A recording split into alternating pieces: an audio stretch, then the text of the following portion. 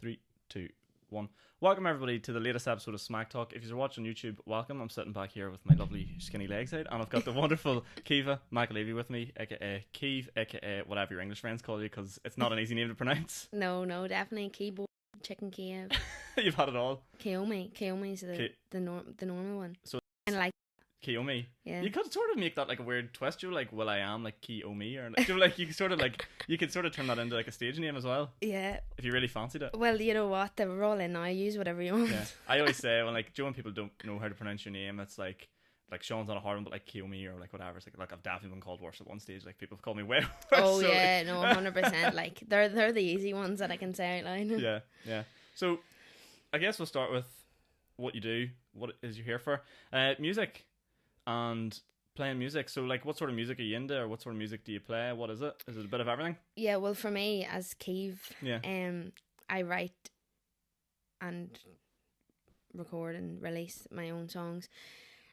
At the minute, I'm kind of going through like a pop folky genre, but that's what I listen to anyway. That's what's big at the minute, isn't it? Yeah, well, yeah, kind of, I suppose so. Yeah, I suppose, but not. I think there's a lot of like dance and like house putting lots of songs these days. I mean, I wouldn't be shy from it, but at the minute, I'm still getting my first tunes out there. Yeah, and they're pretty laid back. But like I'm like getting the beat in. As I say, like I always say, for me when I'm doing a song, like if I enjoy it, it needs to have a bit of rhythm, and like I need to enjoy singing it. Like when I'm playing it live, I need to be able to.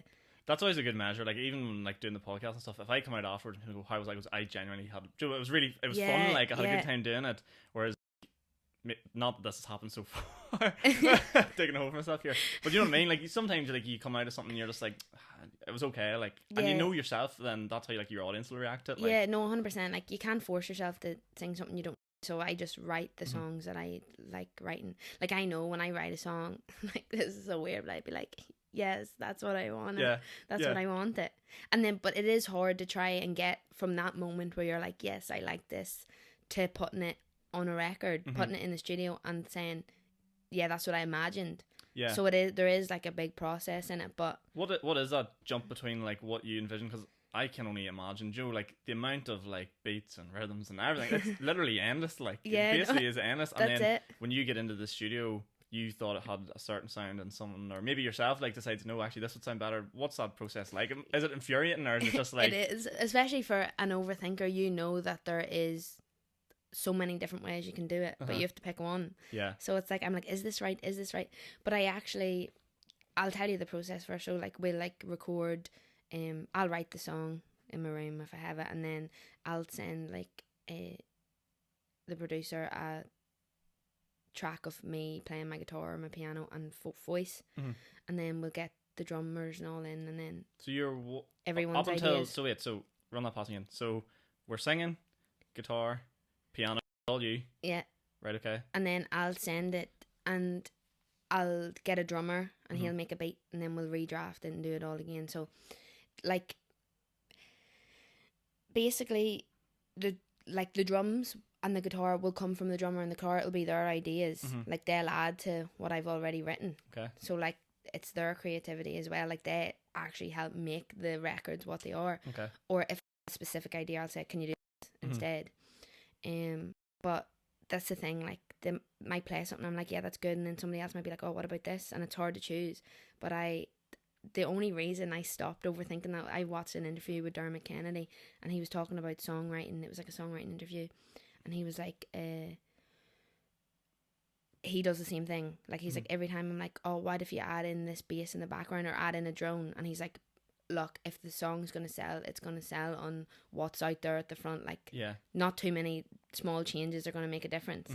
So I try to think on that, and I'm like, yes, I like that. Yeah, you almost need to just like strip back a wee bit and be like, not the bare minimum, but you know what I mean, like it doesn't need to have all the bells and all the whistles on it. In the end of the day, like. That's it. And the best thing is, I think, see when you first hear something, and if you go, yes, I love that, stick with it and just don't change it. Yeah, because that's when you go the whole of, oh no, it's getting frustrating. Yeah.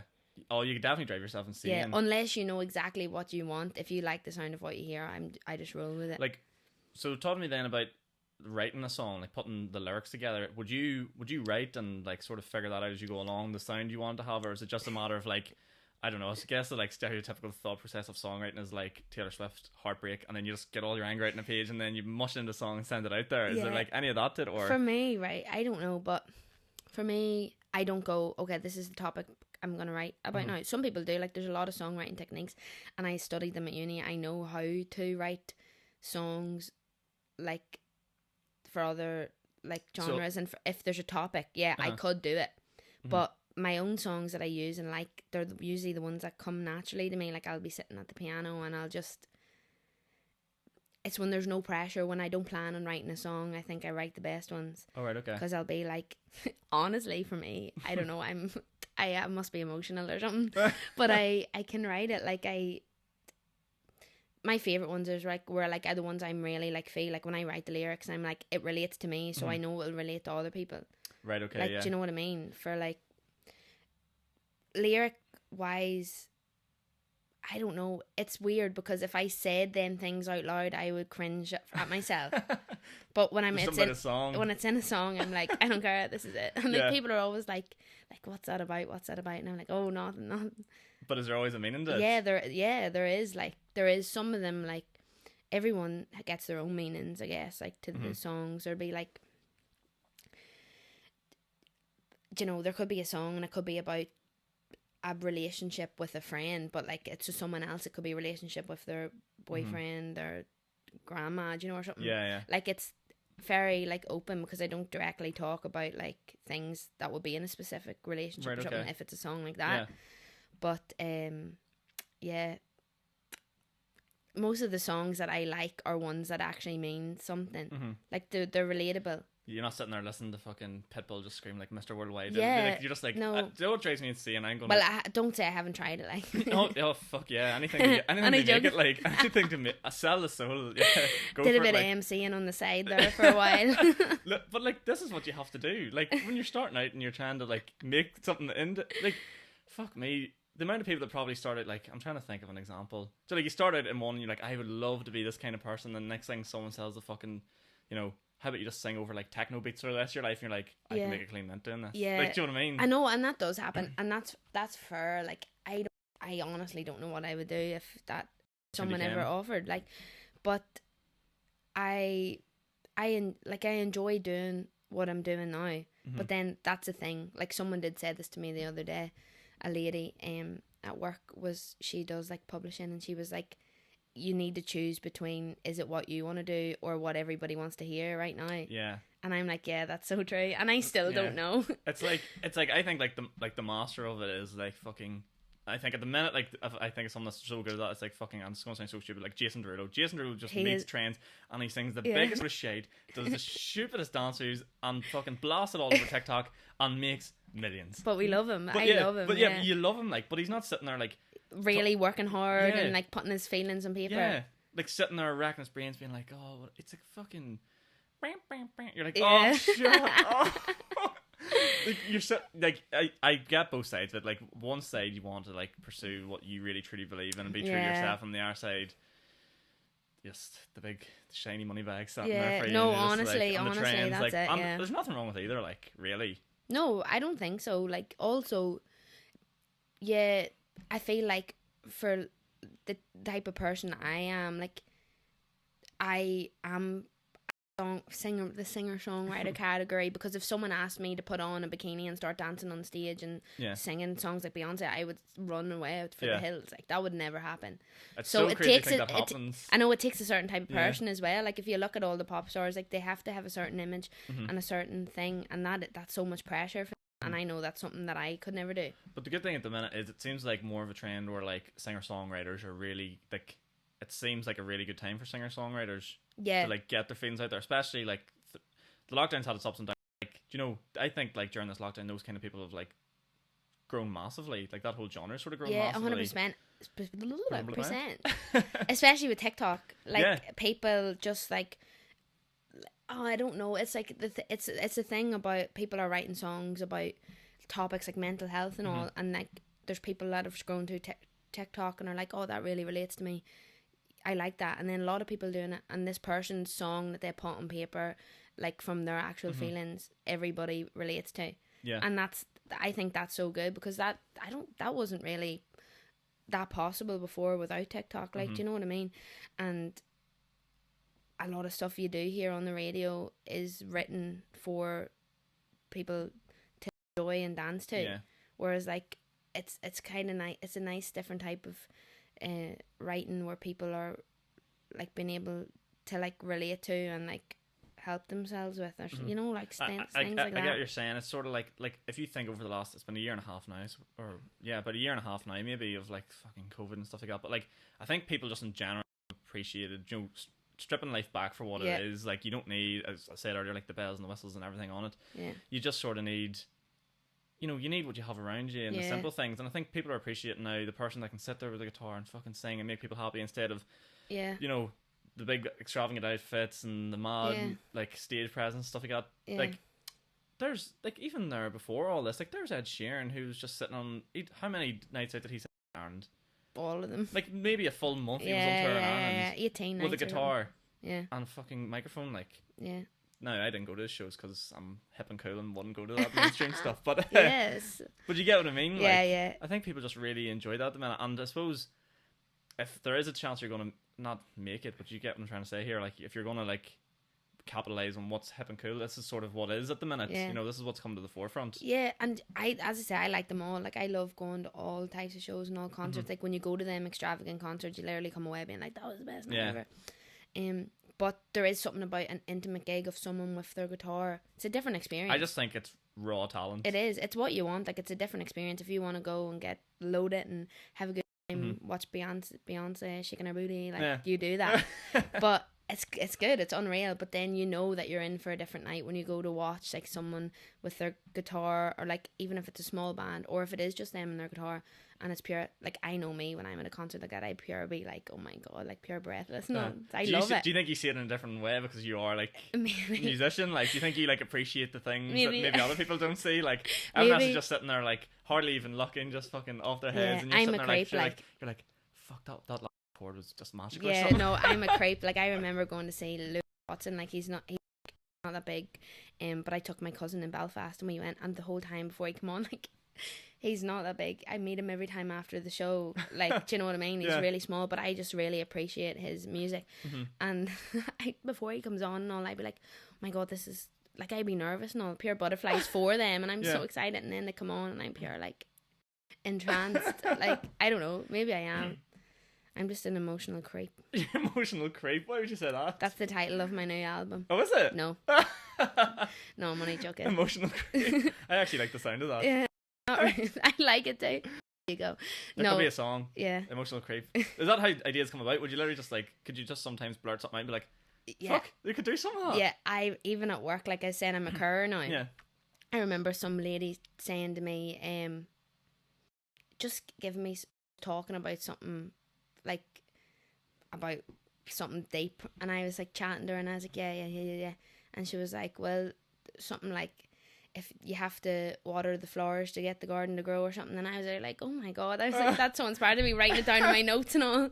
I do that as well, because like with the stand up and stuff, like, you just hear random shit and you're like, you know, like, fuck, write that down, because you will forget it. Like, you forget these things. Like, my notes, like, my notes, you're talking about creep, my notes are fucking off the like, I would never let anybody in them. No, people would think there's something wrong with me if they look at my notes, like some of the stuff that's in there, like, and then especially because it's like comedy stuff too, you're trying to be funny, so like, you're writing so you're pure mental, like talking to yourself on the you're talking to yourself your on notes. The phone, and then like, do you know, you hear like really random stuff sometimes and it's funny, but there's just no context to it. I'm like, I can't even, I won't even go through it actually. No, but you know why it's there. I know it's there. No, me too. Can you imagine me like deep lyrics, just lyric on my phone? Is this girl okay? Just looking through her phone. No, 100%. Like, oh no, never. I would never show anyone. And voice recordings too. Like, I do a lot of, if I get an idea, I do a lot of voice recordings. I would never want anyone to get into them. Like, do you send voice recordings, like, Joe, when you're talking? Because that's a massive thing. Joe, people are doing that all. when you're like talking to your friends. Yeah. I never do it. I like, I suppose I talk enough. Like that's probably the point. They have you blocked from it. Yeah. Oh, fucking probably. They're like, please don't talk to us anymore. No, I do. Like in our group chats and all, or like even anyone. Do you know? Even I just can't be bothered texting. I'd be too tired, and I'm just send a voice note or a video. Sometimes I send a video, and I'm just walking down the street talking, and then I realize people are looking at me, and I'm like, guys, get just happened. I guess that brings us nicely into the we don't give a fuck generation. As in, like, it seems to be going that way where people just don't care. Like, we were actually having a fucking, oh my god, a conversation at work yesterday about using the phone for the first time in work. So, like, you're in an office space and you have to phone someone, everybody does it, and you freak out, and you're just like, everyone's going to be listening to me, and you pick up the phone and you're freaking out. And it's just like, if I'm freaking out, like, I'm sort of at the age now, like, I'm 23, where, like, you're sort of on the cusp of, like, you know, you remember what a video player is, but, like, you also now have Netflix, whereas, like, the generation below not know what a video player is. Do you know what I mean? Yeah, no, I know what you mean. It's like, one, if you're watching this on YouTube, you'll see what I mean. There's like a TikTok going around that was like, it's like how we take, like, Joe, stand there and take a picture of your hands and you go like that, whereas kids nowadays go like that. Yeah. How weird is that? Yeah, no, it is weird. Like, I have seen things like that.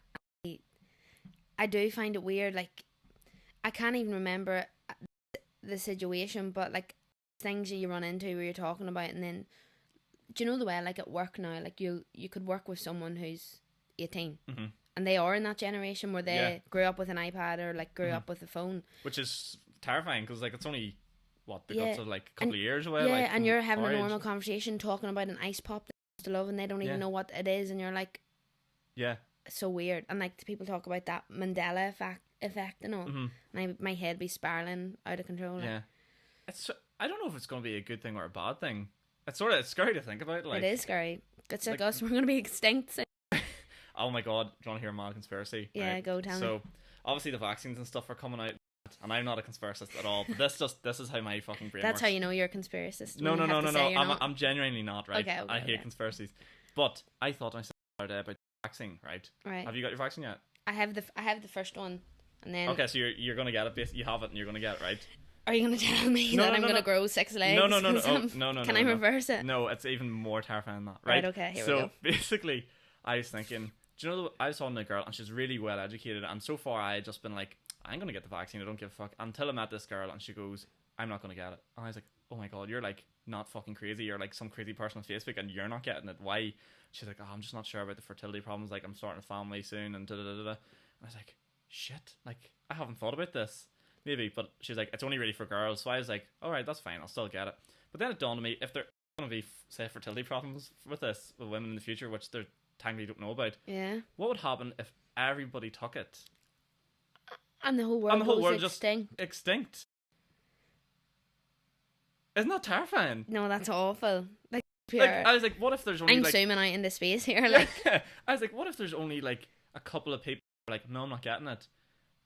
And they have to, oh my god, this sounds horrible, they have to repopulate the earth. Evolution. That's how it works. Yeah. I was just like, holy fuck. And then I sure remember my brother, and we were talking about this late, it was like 2 o'clock the other night, and we were just sitting there spaced out of it, like, just like, what? Yeah, no, that's what you do. You spiral out, and then you'd be like, what is actually happening? But you know what? Like, fair enough. That's not, to me, that's not a conspiracy. That's like something that, like, based on their logic, is why they're not taking it. Well, we'll know pretty soon, like, won't we? Yeah. This could be the last generation. Maybe by that time they'll start like growing people in cans or something. So we won't have to worry about that. Yeah, just in a vending machine. Pick your baby. Yeah, it's like, do that milk thing everyone's doing at the minute. You go to the vending machine and get your fucking fresh milk. Oh, no, sort of. I hope not, like, because I have my first one. Yeah, I'm gonna go get mine because I was like, I didn't really give. I don't know. I just didn't really overthink about it, and then but it was pure like a moment. Yeah, then I seen that it was just like, you're not gonna be able to travel, and I was like, fuck that. I think that's how you get everyone under the age of 30 to take it, just because they're obviously, like, as you've noticed, they've come down through the brackets, and it's like 70s, like, it sort of like it started getting quicker and quicker, came down because obviously, you know, the intake was higher. Yeah. But as it got down to like, I swear it was like one day it was like 30 to 25 is open, then literally 2 days later it's like 25 to 20 is open. Obviously people aren't uptaking as much and whatever. Yeah. As soon as you tell people that age, like, you're not going to be able to fly, you're not going to be able to travel, everyone's going to be going, like... Yeah. That's how you get them. No, that's how you do. And, well, to be honest, for me, like, I didn't do much thought into it myself, which is just... The reason is, like, my mum and my brother and my dad, we all got called at the same time, and they were all like, yeah, come on, we're getting it. So I didn't think twice. I was like, yeah, go on. And like my brothers get the vaccine. So I was like, right, I trust you. I'm going to get it. No, but that's it. Like sometimes I think you can overthink it. I travelled in Thailand 2 years ago, and before you go, you get like these shots, like these injections to stop you dying from whatever the fuck's over there. Yeah. And like you just went and you go, yeah, inject me. You never thought like what type are you of putting word into me? Is this like a Pfizer? Is this like a whatever? Yeah. It's called. Who made it? Is it Johnson Johnson? You just went. Yeah. Give me the Give stuff. me it, I'm going so holidays. I'm going. Yeah. No, I know what you mean. So right now I'm just like, why the fuck would I be like worrying myself about Pfizer or Australia? Or... Like we got vaccines as children too, didn't we? Like yeah, you're not sitting there at like one being like, man, like where'd that come from? Well, that's it. As well. It's just and in school, it's just to build your immune system. It's not to. Yeah, exactly. It's not to actually like change your anything. Like, no, it's not. Yeah, kind of like. Well, who the fuck knows? I don't know. Like, I had COVID too. Like I had it like way months ago. So I was, do I need to get it because I'm obviously already built up to it a bit, and then I just got it again. So I just think I'm made of steel now. Like. You're indestructible. Like. I have so many antibodies I can't hold them all in. Like. Will you be going on holidays now? Is that you sorted? Because Portugal's fucking banned again. Well, not banned, but Amber. I don't know what anything means anymore. I don't watch the news anymore. Yeah, it's so no, I exhausting don't. Like, news. I don't. I haven't anything planned. Oh, I have a gig in Manchester. Oh, I've seen that. So tell me a bit about that. We'll go back to music now. Yeah, Talk about music I have a gig in Manchester in July, so that's going to be the first place to travel to. Mm-hmm. When's that going to be? On the 24th of July. And is it a support act or what sort of? Yeah, I'm supporting Patrick St. James. Very good. Yeah, he's unreal. Like, he just asked me, and I was like so excited because I didn't think I'd ever play in Manchester. Mm-hmm. Like, because obviously at the time when I was at uni, I lived in Manchester. That's where I studied. Mm-hmm. I was too, like, I didn't have a band. I didn't have my songs together. Did you feel like when you were over, like coming from here, small fish in a big pond sort of thing? Yeah, like, was it a big jump? Like, I was intimidated as shit. Like, I went to a uni where like everyone was so talented. It was actually High School Musical, no joke. Then, was it a musical school? Yeah, it was. It's BIM, the British Institute of Modern Music. So, right, okay. And it's pop music too. So it was everybody wanted to do the same thing. And like, I am not joking. There's like, it's the same. It's where James Bay and George and all came from. Like, and there's a lot of people that were in my year doing now too. When I was there, like, all I was how good everyone else was, and I was so scared. So it wasn't until I took myself out of that pond and back into Ireland, I was like, who cares, let's go. People sometimes talk about like the negative side of coming from a small place like Northern Ireland and Newry, and like how everyone talks about you, but someone opened my mind a wee while ago and said, flip it, everyone knows you. Once you start to like go out there, everyone knows you and everyone talks about you, and you can see that as a bad thing, people talking shit, but people talking is a good thing in the end of the day, especially for this type of stuff. Yeah, I used to be like that. Like, I remember, like, a small town syndrome, that's the thing, isn't it? And people do have it. Like, Definitely. They do. Like, I know people that have not been so far out in Newry, or if they have been, they've, like, avoided, they've closed themselves off from what other cultures and life and all. And that's their way of life, that's fine. But I'm the type of person to be like, you need to go and see other things. Like, that's how you see, like, Definitely. Like, I would never change that. Like, I love being in Manchester. I met so many different types of people. It makes you so much more open-minded and happy, because like when you're here, like, you do see the same thing every day, and you do think that it is just the same people every day talking. And I agree with you. Like, I don't care what anybody says. Like, I would have cared. Like, I tried so hard to like. Because I cared so much about people think, and now I don't know. I told you, like, when COVID came, I just like got this thing, and I was like, I don't give a shit anymore. What was it? Was there just like something you're like, fuck it, I ain't going for this, or like, because you said before, like, you I don't know, when you're in whenever you started, like, so we'll pull it back. You went and studied music. Were you like musical in like school, like secondary school, or like what was the sort of journey there? Like, when did you first like pick up a guitar, or like piano, or like when did that start? Honestly, it started well. My uncle would have sang and stuff, and like they always would have got me into karaoke as a kid, and I would have done that, and I would have went to speech and drama and been a pure absolute handful as a child. And then did you ever do like music lessons or like singing lessons? Yeah, I did. Well, that was after actually.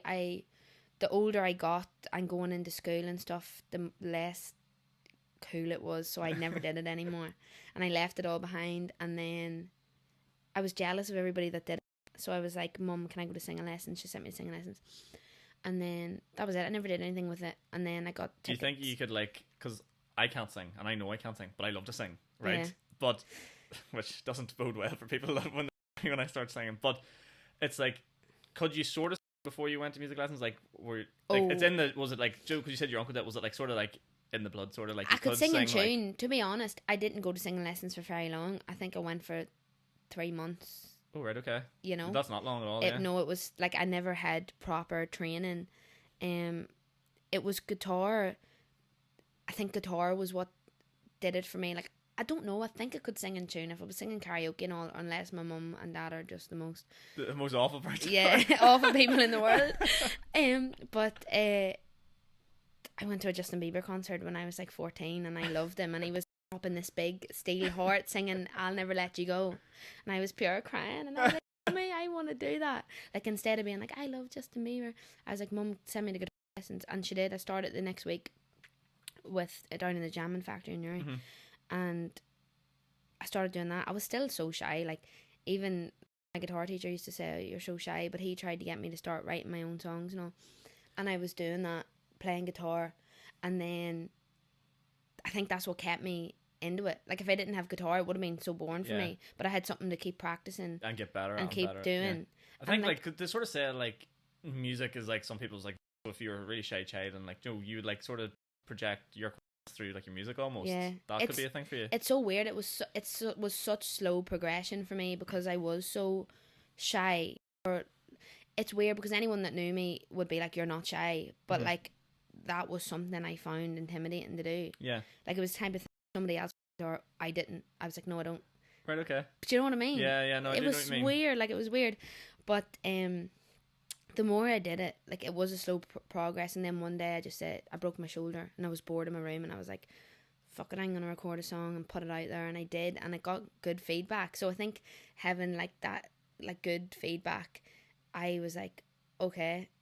And I started to like it more. And then because people liked me doing it, I was like, okay. And then I started posting videos, and like the more I did it, I was like, yeah. And it's still building. Like I said, like this year, definitely the most. I don't know.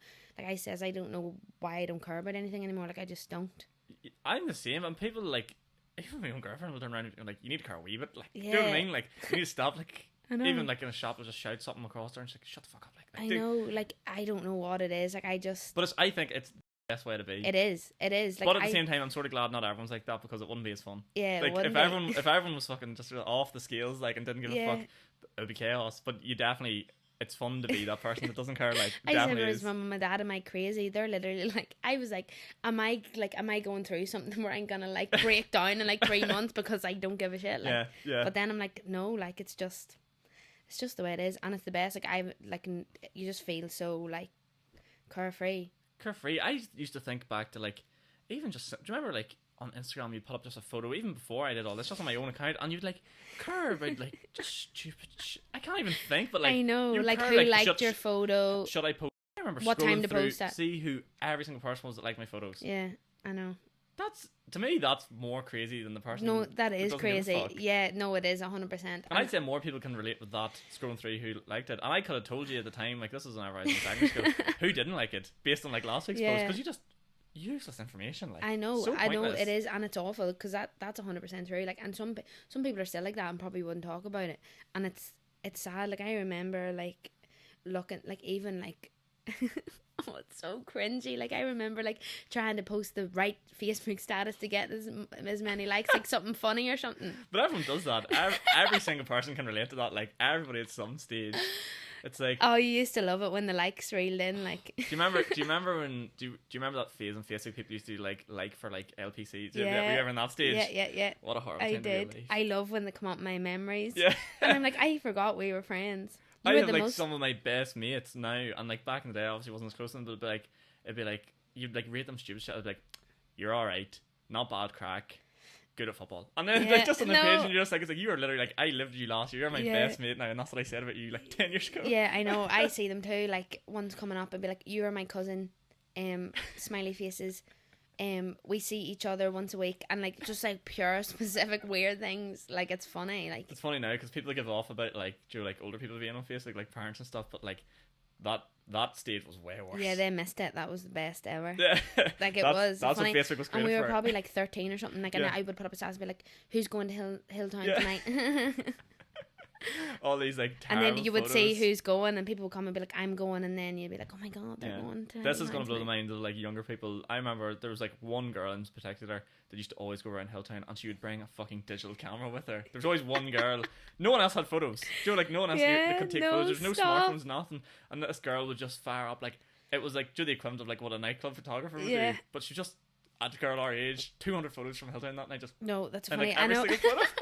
No, it used to get, it would be so weird, and like there was nights people would be like, "Okay, I'm gonna wear my leg warmers tonight," or there was like the trampies and down top night, Yeah. and everyone would wear the grey tracksuit bottoms and Oh. the down tops, and you used to think it was the best thing ever. Whose mum was leaving you the Yeah. night and picking you up? That probably is the golden days. Like, Yeah, it is. You And know, you don't realize you're in the golden days until you're looking back and be like, "That's class." and I don't even think that's a thing anymore. There was Rapture and all, like, at Yeah, one but it point, was more like it wasn't as like no.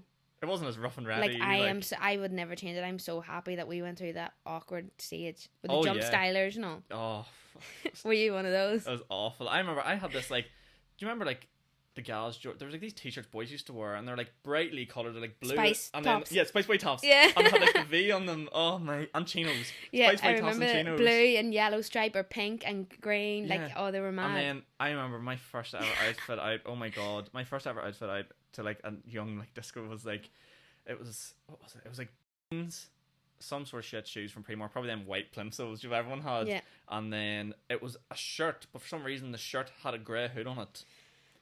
I like looking Yeah. back. In fairness, looking back, if I brought that back now, you could probably Yeah, do something you with would it. get away with Now it. I'm thinking about it, you know what? I could probably not give a fuck and pull that off. But back then, I was like, why the fuck was I wearing a hooded shirt? I know.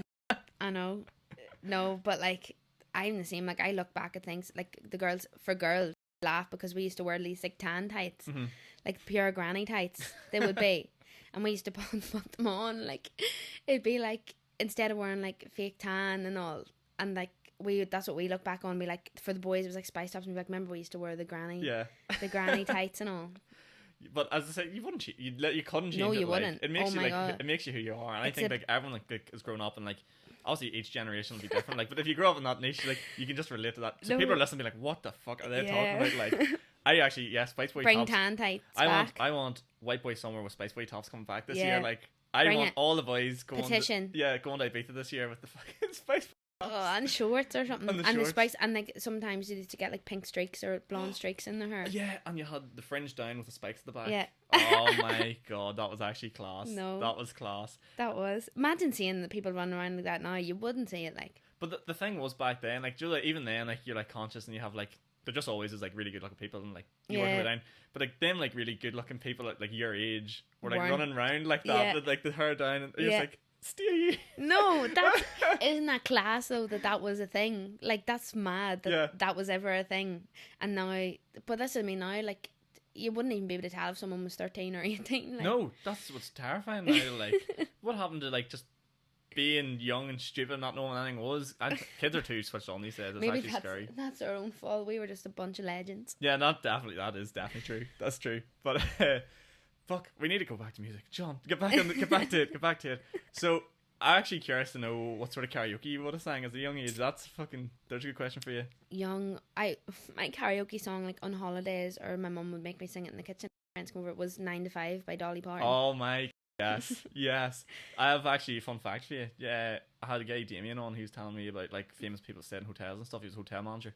Dolly Parton keeps her wig in a fridge. Why? I don't know.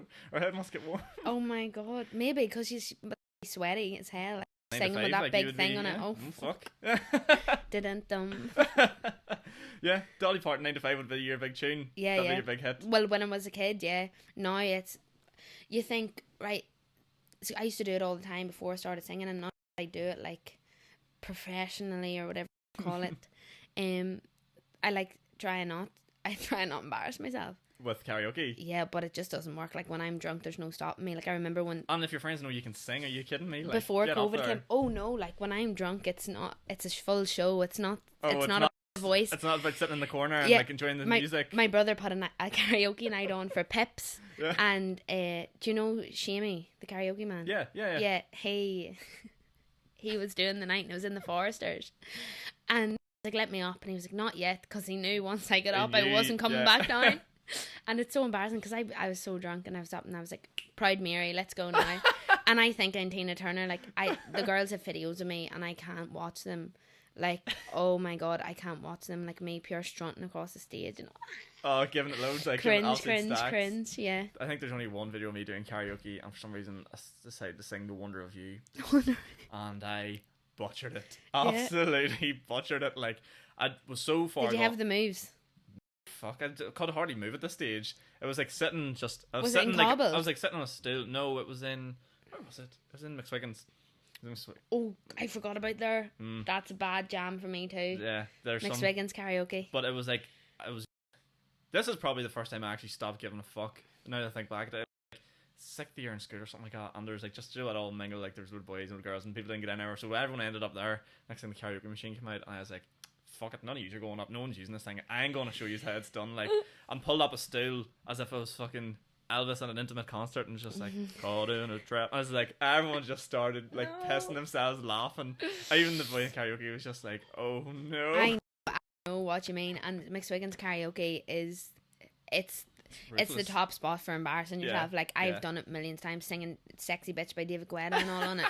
Like, the worst tunes that you will ever hear coming out of me, and I'll be like, right, stick this one on now. But they hate, like, when I do get drunk, I try and I actually am a hogger, and they're like, get off. Give something. Like, the man in McSwiggan's actually said to me one day, he was like, do you actually sing like outside of here? Because it's so bad when I'm drunk. I'm like, I just am shouting and like they're having a good time. You lose the concentration of it. Yeah, but I don't try. I'm not doing karaoke to be like, yo, I sing. I'm doing it to be like, yo, come on. Just like, yeah, let loose, like, just go mad. Yeah. Oh my, yeah. Like, you have to. Like, you can't take karaoke seriously. No, and there's nothing worse when someone does. Yeah, I know. Someone's like, there is those people. Yeah, there definitely is. There's people get up stone cold sober and sing karaoke as if like this is their X Factor moment. Like, I remember, like, I worked in cobbles for a while, so like every Thursday they give karaoke, and there would be the same people every week coming to sing the same songs just for their one performance of the week. And God love it, it was cute. Like that was obviously something they wanted to do. Yeah. Every week you have to go in and sing. Yeah, and be like, here we go. There's nothing worse when you get like, I'm going to pin on a group of girls, you're going to be stereotypical, but they don't know the fucking words. Have you ever seen that? It's like... when the words are on the screen, yeah, like... the words are on the screen, and it's like the most simple song ever. It'll be like fucking... Oasis, Wonderwall or something. And it's like, I said, mate, save me, and you're just like, how the fuck do you... The words basically fall out of your mouth of that song. Yeah, like... I know, that's so true, yeah. Depends how loaded you are. I've probably done that myself. I don't think you could pay me to do karaoke. Like be the guy that does karaoke. You must see some sites. Like, yeah, but it'd be so annoying, because even now I know, like, even when I'm playing like cover gigs and there's drunk people and they come up and be like, let me sing something, and they're grabbing your mic. See, especially now with COVID, like, I have to, like, I'm gonna have to get like a screen or something, because they come up and put their mouth all around your mic and all. So I can only imagine, like, for karaoke, whenever there's so many people all around it. Yeah, and I'm just like getting the image of like the stereotypical, like holiday vibe and like the Brits and like licking the microphone and all. rotten. But I want to jump back to like you and High School Musical, in your High School Musical school, because this fascinates me. Like, a school where just everyone sings the pop stars.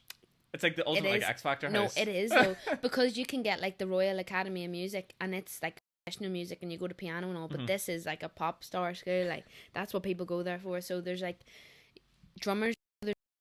Get a degree in drumming, a degree in guitar, a degree in singing, or a degree in songwriting. I did the songwriting course. Can I be really arrogant and rude and say, what is the point in that? Because like, you can write a song without doing a degree. I'm only asking the question for people that don't really understand. I get you. That's not arrogant at all. That's something that I understand as well. But it's not, that's what the course is called, right? So you go on the drum course, and it's a 3-year degree. Like, it's sponsored by like the University of Sussex or something.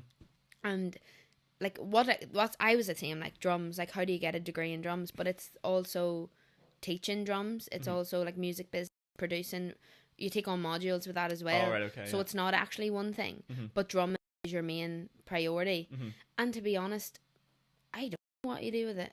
I still don't know what I'm doing with mine. Like, do you know what I mean? Like, I could have worked harder and done something. Like, with songwriting, I did commercial songwriting, so I like learned how to use software to make beats and jingles for adverts and radio and everything like that, which is good. Like, I wouldn't have done that if I didn't study for 3 years, and I could do that, but it is a lot of work freelance, and when I'm focusing on other things, I don't have time to do that. I would love to, but don't have time right now, and I need to make time. But I think most of the people I know, like, recently I used a drummer from uni there. He was on the drum course. Like, they'd be like session drummers, so like you don't have to do a degree to get that far, but like we do it for the experience. Yeah, okay. Like, you've built up good connections and like good understandings. And it's BIM, like they do master classes every week. They give you these opportunities. You meet people and bands, and I think it's good that it's there, because it gives people that opportunity. If that is something that they love doing, go and do it. But they do offer like the business side and the recording and the studio side, because that is where you're going to get the jobs. You don't have to go to uni to be a session musician, but it gives you more experience. Like, people that come out of there had played with really, really talented people making high records. Like, there's people I know that like featured on like the Coronas and all, just from like being at uni and getting that networking. But boy, I used like recently for drums, like they'll do a session, so they'll be like, yeah, I'll be on your song, one time payment for 2 hours work or something, and they probably get that all the time. It's your own work. It's like being self-employed. You have to advertise yourself. But it seems like now especially it's a difficult thing to monetize music. Like, especially what you're doing, I suppose, at the minute, like, because you're sort of like, as you said, you're employing the drummer, you're employing the other people around you, and it starts to rack up pretty quickly. Like, yeah, for me, that is a thing. Like, it is, and it's me that has to pay for it because I'm the artist. At the start, like, I'm at the start, so I have a lot of people that are willing to help me out because they want to make music, because they love doing it too, and we want to see what happens. And if something does happen, then I would obviously reward anybody if I made some money. Yeah, so that's the thing. I think you're always like, it's what's it saying, like a rising tide raises all ships. Like, if you are at the level, similar level, like, don't be fucking, throw me 100 quid for that or something. It's like, no, we'll sort that out once we get there. Like, we'll just have to put in a bit of work here. Yeah, no, it is. Like, there's times where I'd be like, I wanna make a music video, and then I ask someone and they're like, oh, that's $2,000, and I'm like, okay, I can't make a music video, so I'll just make one from my room or something. And it is mad. It is something. I do invest in it a little bit because it's something I love and what I want to do. It's like, at the minute, I don't have cover gigs. When I had cover gigs, I was making money through music, so I was happy to spend money in music, just called it expenses. But now I'm working my ass off 70 hours a week in a different job, and I feel like, how do I like manage this? Like, how do I say invest my money in music wisely? Like, if I can get someone to play drums for me for free, for a good person to mix it or something, do you know what I mean? It's just about finding the balance. Yeah, it was easy once you had the gigs and you had that money coming in, and you're like, you just call expenses. That's exactly what it is. Like, basically what it is. Because to be honest, you don't make money from writing your own song. Not enough to live off, like, from writing your own songs, unless you are doing well, like, unless you are making it. And I'm only starting to do original gigs now. Like, that's gonna be one of my first ones coming in July, and then I have 5 lined up, and then cover gigs were like my big thing. That's where you make the money. Like, if someone wants to hire you for a party or a wedding, they're gonna pay you, but no one's gonna pay you to go and play your own songs. No, unless they're a fan, and that takes time to build up. And I'm happy enough doing it. Like, you're happy to go through that process. You're not one of these people that'll be like, why don't people want to listen to my songs? Sure, like, you have to go through. You have to do the whole thing. It's all part of it. It's fun, and I'm saying I only started really doing my own music recently. So, and like, once there's nothing better than knowing that somebody like appreciates something that you wrote and spent time on. Do you ever find it frustrating, or like, in post, I'm only talking from like people that I know that play like traditional music and stuff, like, you're into your music and you're playing a really pure song, and then the guy at the bar comes up and is looking some sort of like rebel tune, or like, does that drive you insane? Do you like that? Or like, do you know what, I try and not like think about that when I'm in a pub, because you get everything. Like, I have had people coming up and being like requesting songs, and every single song they request I don't know, and I'm like, I'm sorry, I don't know that, I'm sorry, I don't know that, and they're like, what are you gonna sing then? I'm like, my set list. Like, I'm like, happy enough if you come up and request a song and I know it, I'll play it. Yeah. But then with rebel tunes as well, it's hard. Like, you need to know where you are and who's around you when you're gonna bang that out. Yeah. And I think once you go down that road, you're down that road. True, it's hard to get back like out again. If someone hires me for say I was like started saying, oh, I'm gonna do rebel gigs, hire me for an Irish night, that's something I will have to stick to. Like, do you know, you're putting yourself your growth so much, you're putting yourself in a corner when you do that. Yeah, you're confining yourself to literally. Yeah, I don't mind if I'm at a party and like we're all drinking and someone's like, right, come on, I'll be like, fine. Or like Grace, I play Grace sometimes because everyone loves that. But then there's a path you can go down, and I'm not going down it. Yeah. But that's exactly what we talked about. I remember, like, do you want to go? You know, do you want to go where like maybe you might get a few more gigs or like short term success, or do you want to like stick to what you do? Well, that's what people say to me. They're like, you would make a fortune if you do the rebels. Go on and do it. And I'm like, I'm not. That puts my own music out of the water. Yeah. Like, yeah. Exactly. Because it's you want like I'm so open minded. Like, and I wouldn't. I know there's people that have their own cars and all. So I'm like, fair enough, do me and you do you. Like. So what is the process then of exactly, like, I suppose if you want to call it making it, for like a use of better phrase, like, because you see like people go on the X Factor and like escalating it, and like to me that's a bit of an eye roll. And you know, like, is it like you build up pub gigs, you sort of put yourself out there, you go to support, and then once you've sort of like, you know, grown yourself enough, you don't need to support anymore, you do it on your own? Is that sort of the gist of it? Is that sort of the plan? Yeah, it kind of is. Well, for me, the plan is I'm working on 2 new songs at the minute. I'm hoping that this is why it's taken so long. I cancelled like my other songs, and I'm like just getting them right, and then I'm hoping that I have enough to like have a steady stream of songs coming, like singles every few. See, I think it's all about consistency. With whatever it is you do. Like, if you release one album a year, it's like, you know, I think that's someone likes a song they hear of mine and they go onto my Spotify and they're like, oh, that's the only song on there. Yeah. Oh, there's only one other song. Yeah. Oh, that's not hard interesting enough. Yeah. Like, whereas like I can't wait to get more music out, and I am like I have it coming. It was actually supposed to be out last week, but I had to cancel it. And I'm only starting to do gigs now, so I have like past year with COVID, I've had to like build an audience online. Yeah. Whereas I'm hoping when I start playing gigs, there's nothing better than seeing someone live. So if people like me live, then if I'm good live, I don't know. Yeah. Then that's good, because I know that's how you keep someone. Like I myself, when I see someone live, I'm like, okay, right, they're good, and then I'll start listening to them more. So I have a gig in Manchester, and then I'm playing in Derry in October, and 2 completely different places. So once I start like playing live, I think that's another way to build an audience. We're thinking about it. Line gig, it's nothing's coming yet. Wished. But Smac Talk exclusive. Oh yeah. But it's probably if it does happen, it's probably going to be somewhere local to Newry, because that's obviously where most support is right now. Yeah. Like, that'd be amazing. Yeah. I hope so. Yeah. It'll definitely be like at the start of next year when my songs are out. But it'll be something. So at the moment it's about building sort of that library of songs and getting them all out there, really. Like, that's it. Like, I don't want to play a gig until there's people are going to know what I'm going to play. Like, yeah. It's nice as well for someone to hear me for the first time, because there's going to be, obviously if I'm doing support gigs, most people will be coming to see the main act. Yeah. And it's going to be, they'll probably not even know who the support act is, so it'll be me, and then that's how you find new music. And is there like, could you make a career out of being a support act? That thing that people do, like, because not everybody, you know, gets, I suppose, their own. Yeah, well, not everyone does their own. It depends. Like, not everybody makes it big enough to headline, like, to take people into the gig, and that's fine. It doesn't have to be big. Like some people that I'm opening for, there's only going to be 100 people at the gig, where there's someone else I'll open for and there'll be a good lot of people.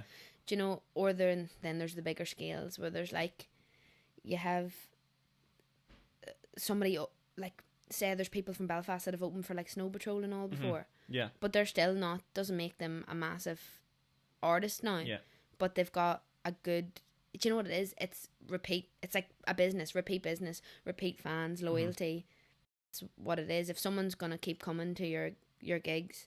And obviously you get paid for being a support act as well, so you probably could make a career out of it if you got enough gigs. Yeah, I think like I actually think now that I think about like the really, who picks the support acts? Is it the band themselves, or like say Snow Patrol, would they like say go find me anyone, I don't care, or like would they, like, do they sort of like know people? Like, it depends who the band is. Like some bands will like have control enough to be like, oh yes, I want this person. Like for me, because we're still like all at the beginning of our musical path, I pick me because they're like, okay, yeah. Whereas, or like when I'm opening for Gloria Gaynor next year, the people that are putting on the gig chose me. Right, okay. Like she didn't. Like Gloria Gaynor wouldn't be sitting in her house being like, oh, that wee girl Ceev from Uri in Northern Ireland, take her over. But like, I think, like, because it's obviously their headline, but the whole thing is their show. And I think like if you have like, I've been to shows where they have terrible support acts and like a cheesy DJ or some shade, and like you want to be coming out like maximum buzz, everyone's in good form, and there's been someone good, the crowd's warmed up, like, so you'd almost think it'd be in your best to make sure you have that you have good support acts that you want. Yeah. And like, I definitely have done it. Like, don't ask me names off the top of my head because I'm terrible with names, but I've definitely been to gigs before where I've been like, fuck, the person in the support was really good. You look at your ticket or like whatever it was, like, who was that? And then you're like, you end up following. That is how you build your fans. Yeah, no, it is. I've done that myself too. Like who opened for someone? Like, but when I went to see Busted when I was younger, McFly opened for them and they weren't anybody. That's mad. Do you know what I mean? Like, that's mad. We were like, who's this McFly? Like, nobody knew who they were. And the same with like, I went to see Picture This and Lewis Capaldi opened for them. That's like mad shite. Like, think of the size of Lewis Capaldi compared. Well, I suppose they're both very big. Like, but Lewis Capaldi is bigger bigger than them now. Globetrotting and Picture This. Yeah, that is like, actually wild. Yeah, no, it is. Like so many sport acts I've seen, and I can't even think of them, but I just remember like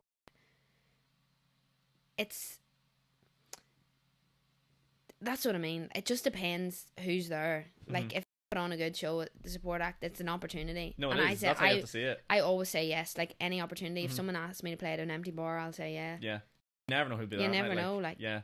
I remember I was playing in the Brass Monkey one night and there was hardly anybody there. Like I don't think there was anybody even in the side of the room that I was playing. And like I used to find it awkward, but I don't now. Like it's fine. I'm getting paid to practice. Yeah. Like so I was sitting singing, and then like after my gig I was packing up, and this woman and man came around from the side, and they were like, we were having our dinner and we sat there all night because we were listening to you. They were like, would you want to play at our wedding? And I was like, what? I was like, I didn't think anybody was actually listening to me, and that made me so happy. I was like sitting singing to myself in the corner, and then I was like, someone was actually listening, and they thought it was good enough to come and ask me to play on their big day. Yeah. And I was like, that's so good. Like a wedding, I think people underestimate. Like a wedding is a massive like honor to do. Yeah, I think so. Like it is. Yeah. Like it's so. It's nerve-wracking for me because I'm like, why do you want me to ruin your wedding? Yeah. Don't say that. I'm only joking. But so that because if you think about it, like it's like, you know, it's the most important day in, you know, people's lives, like, and it's like, I don't know, it's hard to get my head around. That'll fix itself, don't worry. That mic has been battered over the fucking last couple of months. I keep hitting it. It's like, do you know in Lidl, like they have the screen up? Oh yeah, the protection screen. Like I went to pay the man one day and punched the screen, and I was so embarrassed. And then I just kept doing it, and I was like, oh my god, I can't even see. No, but honestly, like, when that actually does blow my mind now to think about it, and that's why I like having these conversations with different people, because you don't see it like that. You just think like, oh yeah, they're playing at the wedding, but like to be actually handpicked out of all the musicians that there is there for this gig for basically two people, really, like. Yeah, but that's what it is. Like that's why when my own cousin asked me to play at their wedding, I was like, oh please. I wasn't even like, yes please. I was like, please don't ask me just because I'm your cousin. Yeah. Like I was like, this is your big day. Like make it, and they were like, no, like we want you, and I was like, oh, near crying. For like a wedding, would you just be on your own completely? So. Yeah. That is nerve-wracking. I don't think I've ever seen that before. Well, it depends what I'm doing. So, like, I do a thing where I'm like, I can just sing at the chapel, or I can sing at the chapel and the cocktail party. Yeah. The big band comes on. Yeah. So, like, it's like a 2-gig thing. It will be me and my own. Mm-hmm. But, like, the chapel's a bit different. It's a bit more hymny and lovey-dovey up the aisle songs. Yeah. Well, then at the cocktail party, I'll be Johnny Cash. Yeah. You know? You play Johnny Cash? Yeah. Oh, class. Yeah. Class. It's my favourite to play, like. Really? Yeah. What songs? Folsom Prison is my go-to tune. Like, if anybody's, they're like, play Folsom Prison because they know it's my favourite one. I just enjoy it so much when I play it. I love Johnny Cash. What's the song? Is it Hurt or something like that? Yeah. The Johnny Cash. I used to play it at Steak for the boys when we were all down up in Belfast because just everyone's sitting there and the Holy Land's just like, I hurt myself. And you're just like, oh my God, I'm so depressed. Yeah. But I was like, it's such a tune. Yeah, It's no, such it a is. tune. It is. I love Johnny Cash. Like, I love them all. Like, this is, I was saying, like, I listen to the randomest music. As like, me and my friend were talking yesterday about, like, what do you listen to when you're in the gym? And she was like, oh, I listen to rap music. It helps me focus. And I was like, God, I'm listening to Frank Sinatra. Me. And like, I'm like, if anybody could hear me, I'm like, I did it my way. like turn your earphones down. That'd actually be interesting. I'd be class if there's an app. Do you like? When you're doing your fitness and you have all your fitness apps, it showed you what song they're listening to. Yeah, that would be mad. What's everyone listening to in the gym? Because even my brother, like, he listens to that song Gloria. Like, me and his girlfriend take the piss out of him because we're like, that's the last song you think he'd be listening to. Yeah. You imagine him sitting lifting these weights, pumping this iron, and flipping Gloria playing in his ear. It's hilarious. Like, you don't know it. Like, I have just the best image of all these massive guys in the gym. I just listen to the worst tunes definitely ever now. No, 100%. Like, my friend, he's so built, like, and I would imagine that he would listen into like pure rap music as well, and he listens to like Taylor Swift and all.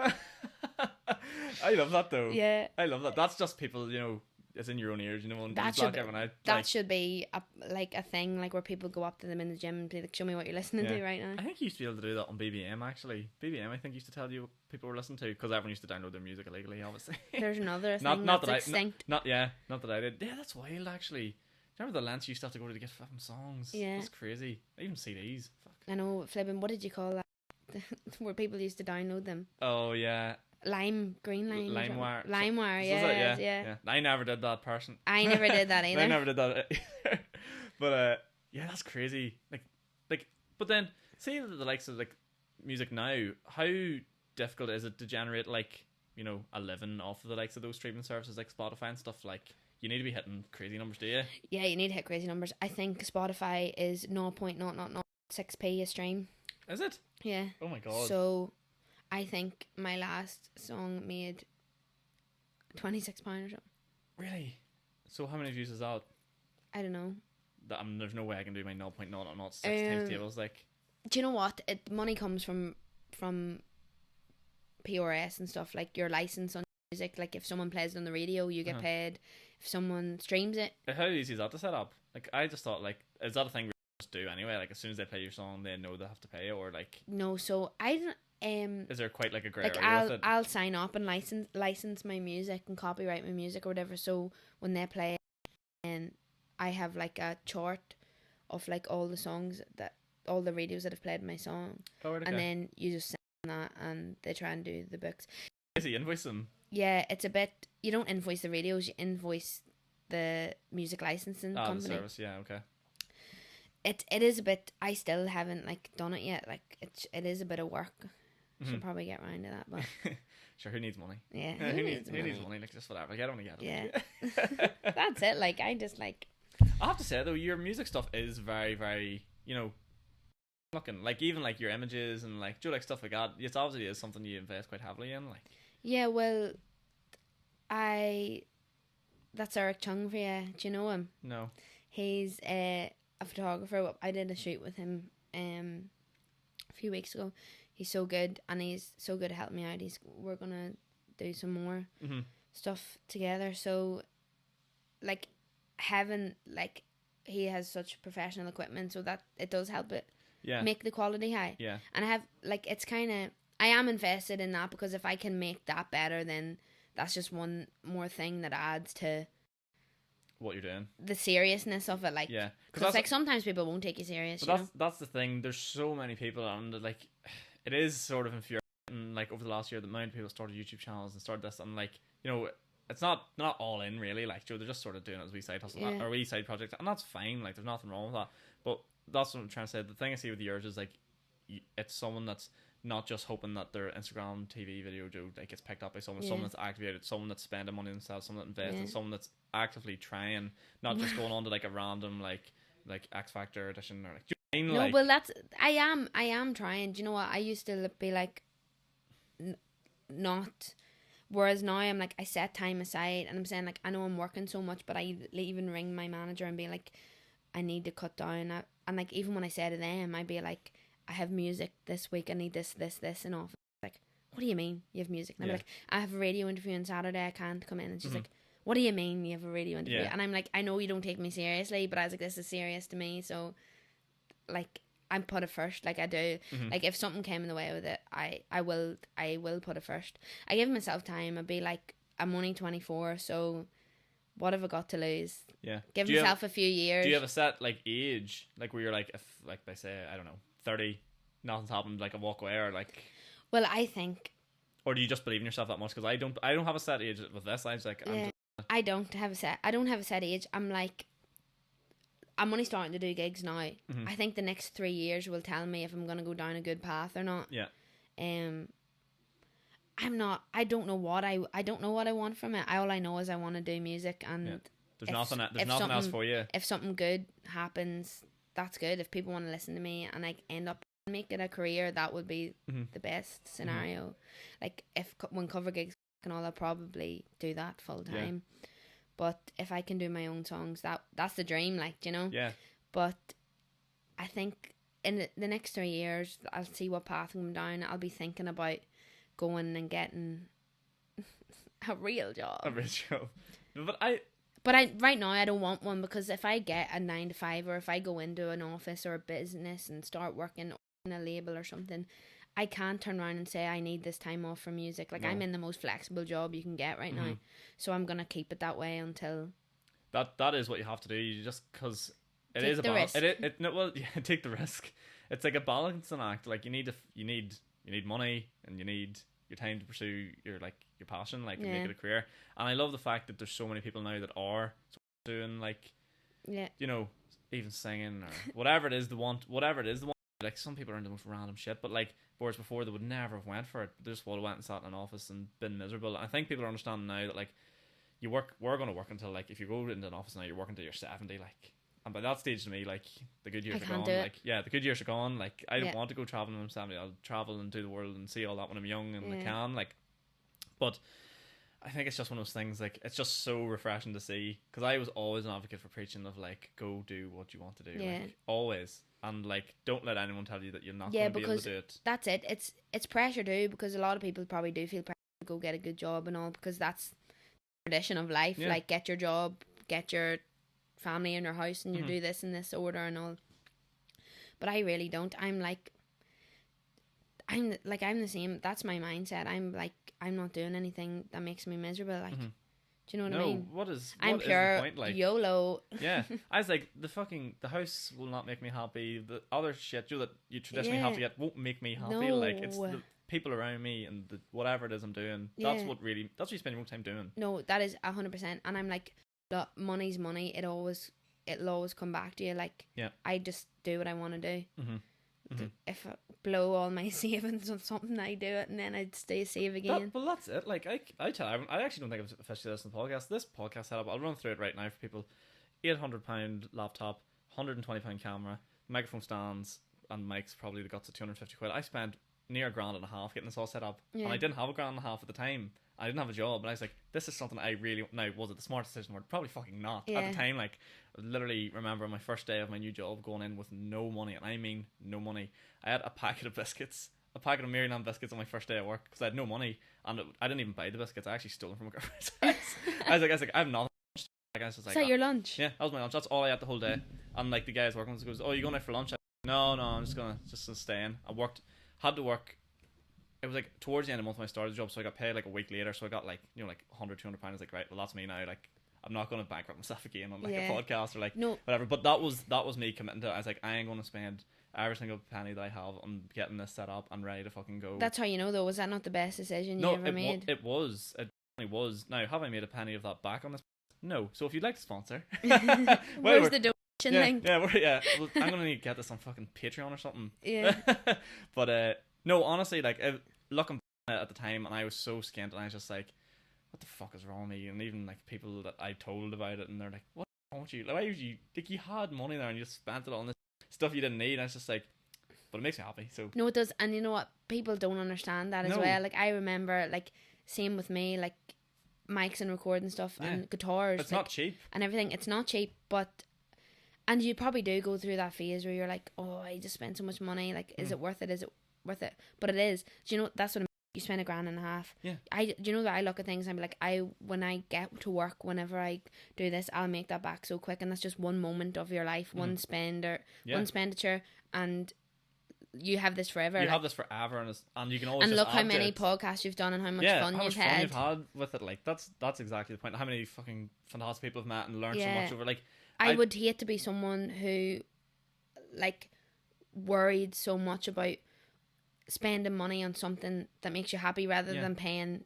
I know we all have to pay bills, and we're probably fine because I'm sitting in my mum and dad's house. Do you know what I mean? I understand that it's easy to say. It's not that easy for some people. I understand that, but when you're in that position and you can, it's like, go for it, because like that's the position you're in. Yeah. So why not? Like, you could be worse off, and you could not be able to do what makes you happy. So. At the end of the day, you're just gonna grab it. I just think you're gonna end up. You always spend your money when you don't. I think when you don't spend, I'm brilliant at spending money. I fucking love spending money. I'm this sort of person. As soon as I get money, I like spend it. You know, if you build up with the money, you're like, fuck, I need to buy something big or something good.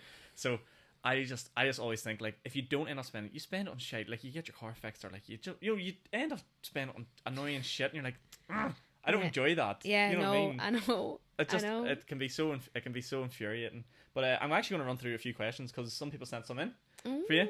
Some lovely people. So thanks to everyone sent this in. It may look rude on video that I'm going on my phone, but it's for the questions, so it doesn't matter. Let me see. Had a couple of actually really good ones. This is just a fun one for you. I don't say any names, but if you can guess who this person is. Someone wanted to know, what's with the L in front of dairy? 10 extra points if you correctly guess who sent that question in. I have no idea who sent it, but see, the other day, this was the worst. I put up that I was playing in Derry, and then I did a poll, and I was like, are you coming to see me in Manchester, or are you coming to see me in Derry? But I put an L in front of it because I was like, I have to, like, it's the same thing, do you know what I mean? Like, I was like, it would just be easier if I just put the L there. And the next day I woke up with so many messages being like, where's this place? Oh, no. What do you mean this? I'm definitely not coming and all. And I was like, no. Isn't it such a balancing act? Like, but they were taking the piss. Like, there was no grief about it, but I was just like, no, like. I remember the first time I met someone that called Derry London Derry, and I was just like, what? Like, I was so mind blown, and I'm not fucking anyway hardcore about any of that shit, but I was just like, I actually thought that was just a thing people said. I didn't believe that people actually called it Londonderry over Derry. I was like, what the hell? I was like, fair play, whatever. Like, no, but I didn't know they did either, right? Yeah. Do you know what it is? It's Derry to me. It's because we're from here. I wrote Derry in the normal one, but on the poster it says Derry Londonderry. So I was like, should I include an L/D? So I put both of them there, both options, and then everyone just laughed. And I was like, no. It's such a thing. I like. Maybe in the dick I am. I would go on nights out and like people go, where are you from? And I would be like, oh, Newry, Londonderry, and they're like, what? And like, and you're just like, yeah. One time, one boy could fucking thick at me. I was like, that's the last time I do it. It's gonna be bored. No, but like now, like I'm also like, yeah, you shouldn't feel pressure to like change what you say because people are slagging you. But I was like, I just want to be open. Like I'm not a strict. I haven't got any strict views or anything. No, I'm just like. But that's what bothers me sometimes as well, because there's sometimes like I'll just want to come on here and like wear them like, I'm never gonna be top, or like Joe, just I like wearing football jerseys. You're not doing it to hurt anybody. Yeah, you're not doing it to hurt him, but you also think at the same time you're like, that could be the thing that puts someone off me. Like, do you know what I mean? And B's like, no, I'm not listening to him because he's wearing a fucking gal top or something. Like, some people realize that it's just normal, natural for us. Like, yeah, that's what you wear. Like, if someone wears a flipping Rangers top every day, that's what they wear. Like, I don't take that personally. And I did the next day. I was like, oh no, I didn't think anyone would care, and everyone got so many slags. Oh no, that's tough. No idea who sent that in. No. I'll tell you afterwards. Can you give me the initials? I would guess it would be PS J. Yeah. Okay. Right. Yeah. So yeah. I suppose you probably had an inkling anyway. But somebody wants to know, who's your top musical inspiration / role model? Like, who would be like Yeah, so who would be like your biggest inspiration in music, I suppose? That's a very tough question. Yeah, you know what? Like, it's weird because I don't know if anyone's actually ever asked me that. Mm-hmm.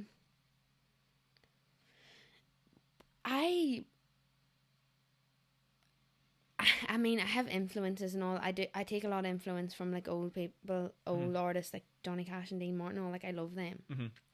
And new folk pop artists and music like that. But biggest musical inspiration. I hate like that. They're so I do. open. Like, there's that person's asked me to pick out of all the musicians in the world. Pick one. There probably isn't one, but someone I really like at the minute is her. Do you know her? Her. H-E-R. No, she's like an American woman, and she really writes her own songs. She can play the guitar like the back of her hand, like so good, and I appreciate that the realness. Do you know what I mean? Yeah. Someone like me, like who wants to write about how they feel or a situation someone else has gone through. I don't know. I just appreciate that, and it's like she's not fake, and I like that about her. Same. I like Billie Eilish as well. I'm trying to think of new aged artist that is inspiring to me, but you know, Justin is one that made me pick up a guitar. So really. You know what? I was actually been to a Justin Bieber concert myself. Really? Yeah. Sister got tickets for, this was only like a couple of years ago, for down in Dublin.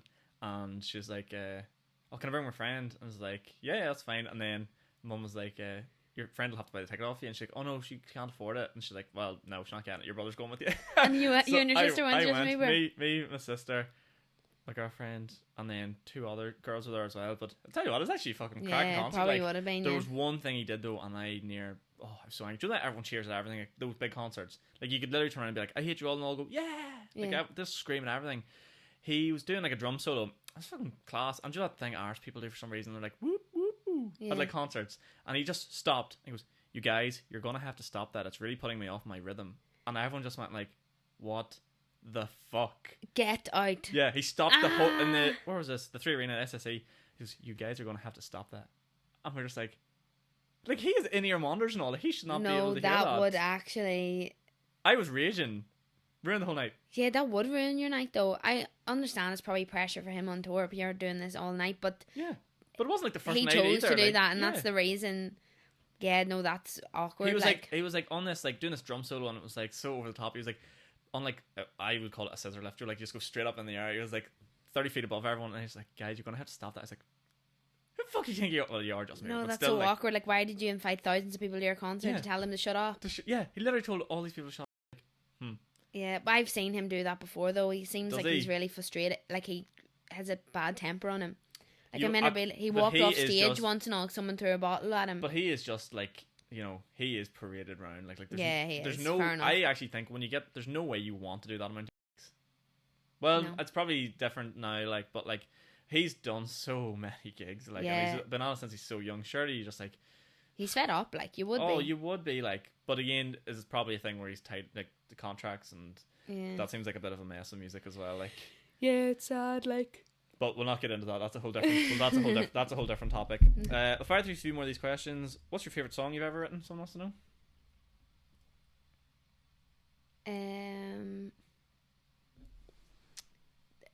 As I wrote a song when I was like 16. It was actually the first song I ever showed anybody, called "The Line," and I played it. I think the first time I played it was at my friend's granddad's wake or something, and they all love it. And it's probably the most meaningful song to me, so it's probably my favourite. Yeah. Very good. Is that one of the first songs you wrote? Yeah. Very good. Very good. Is it out anywhere, or people listen to it? Or it's on my SoundCloud, but I haven't released it on Spotify or anything yet. Okay. But The Line, and there's a video of it on my Facebook as well. Very good. Emotional. It's a real emotional one. Real tearjerker. Yeah. Nice. I love sometimes. I'm a bit weird as well with music. I like listen to everything, and today I just like to listen to the emotional songs or like whatever. So I definitely like it's one of the songs that's about the lyrics. Yeah, love that. Someone wants to know, how was lockdown with no gigs? In one word, shade. Awful. Like, actually awful. I'm be thinking, like, am I gonna be nervous going back? Yeah, probably. But you'll be so excited. But I'll be so excited. Once I get one over, I'll be on the road again. Yeah. But do you think you'll appreciate it more? Yeah, 100%. It was actually been so shitsy having to go from starting to do what I loved for a year to going back and getting a really hard job, stressful job. Just the best thing that ever happened, because I learned how to adapt and all, but also bring gigs back, please. Yeah, please. Anybody looking bookings? Yes, book me. I think they actually said next week they're talking about live gigs again, but I have had a few places message me saying for whenever they open, but they can't put any dates in stone yet. I think the difficulty they're having is because it's so individualized. Like, what is the harm in you going singing on your own? I think the difficulty they're having is crowds gathering and like nightclubs. Like, how do you like tell them like you can't have a nightclub? Basically, like, and that's sort of what they're struggling with at the minute. Because, like, as I said, like my girlfriend and stuff with traditional music, like they just in a circle or like on a stage and play, and they hardly even sing at times.